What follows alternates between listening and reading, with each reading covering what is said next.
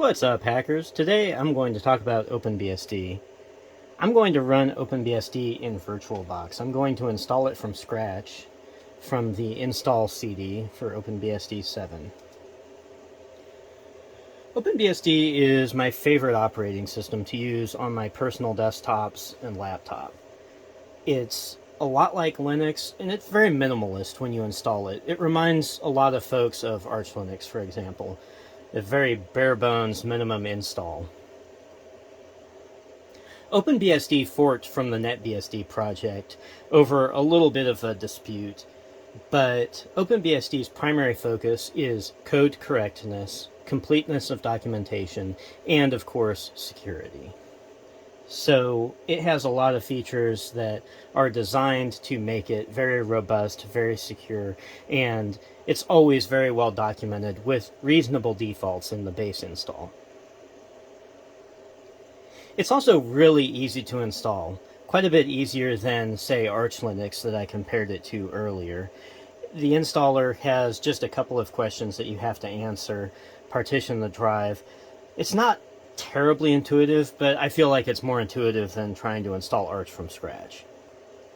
OpenBSD has thousands of binary packages for the x86 architecture platform. It also works now on ARM64, so you do have support for things like Raspberry Pis, although it's a little experimental. OpenBSD also has what they call the ports system, which is a little bit like the AUR for Arch, or a little bit like kind of how Gentoo works, where you have to compile stuff from source. It's a source repository with patches so that things compile cleanly and with all their dependencies. And so ports is actually a pretty neat system. The installer's up and running now, and we can pretty much just follow a lot of these defaults. For instance, the keyboard layout. The system hostname, we have to give it a name. I'm going to just call this GD8K because it's a General Dynamics 8000 laptop. It picked up the first Ethernet port that it found, and it's going to let us auto-configure it with DHCP, as kind of expected. I'm not going to mess with IPv6 today, and we're done configuring our interfaces. For the root password, you just specify something. I'm going to give it a horrible password of pass. Don't recommend you use that, but here we are. We're going to start SSH by default, and let's go ahead and launch the X11 system, the Xorg system, by default. I went ahead and changed this to yes, so it'll boot up to a graphical install. I'm going to set up a user, in my case I'm Axon, and I'll give it another crappy password as well. We do not want to permit root logins via SSH, and it knows that we're in Central Time some way or another. We're going to go ahead and partition the hard drive, WD0. And I'm going to go ahead and let it do its auto layout. You may find if you install it on a desktop or a laptop that the automatic file system layout is a little subpar. You can experiment with this, and there's a whole bunch of information about this in the OpenBSD handbook.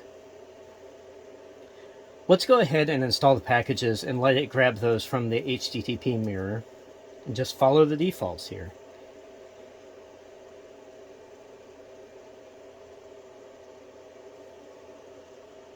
So it found all of these install sets, which are the defaults, and it lit them all up by default as well. So we can just install them. It's things like the X11 system, compilers, a few games, the base system, and the kernels. I'm going to go ahead and pause this for a bit while it downloads and installs the packages. Alright, so all the packages have downloaded and installed. It's going to set the time and date on the system and make all the device nodes. That's where it just scans for hardware and creates the device files in the dev file system. Lastly, it's going to relink and create a unique kernel. OpenBSD has this system, they call it CARL, Kernel Address Randomization something, I can't remember.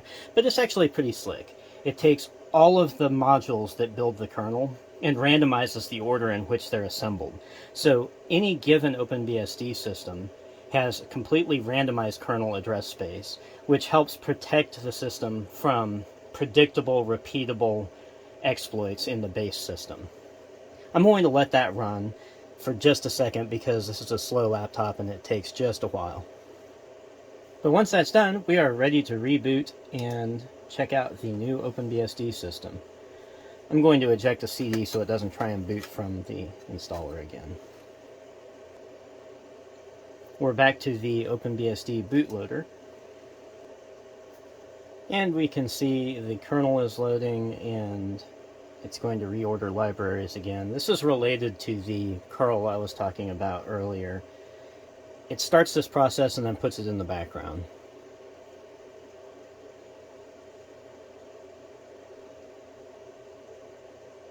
Typically it boots pretty quick, and again, once you're up and running, you've got a pretty minimal system. We did tell it to install and start the graphical user interface once it's booting, so we'll give that a second. And here's our graphical login screen. Welcome to OpenBSD. I'll go ahead and log in with my default user and my horrible password. And you end up with, I think this is CWM as the default window manager. You get a terminal. There's not a whole lot going on here. You have to install whatever you want. You can install an alternative environment like KDE or XFCE or Window Maker. You can install Chrome, Firefox, VLC, all from the default package repository. Anyway, this is OpenBSD. Thanks for watching, hackers. Catch you next time.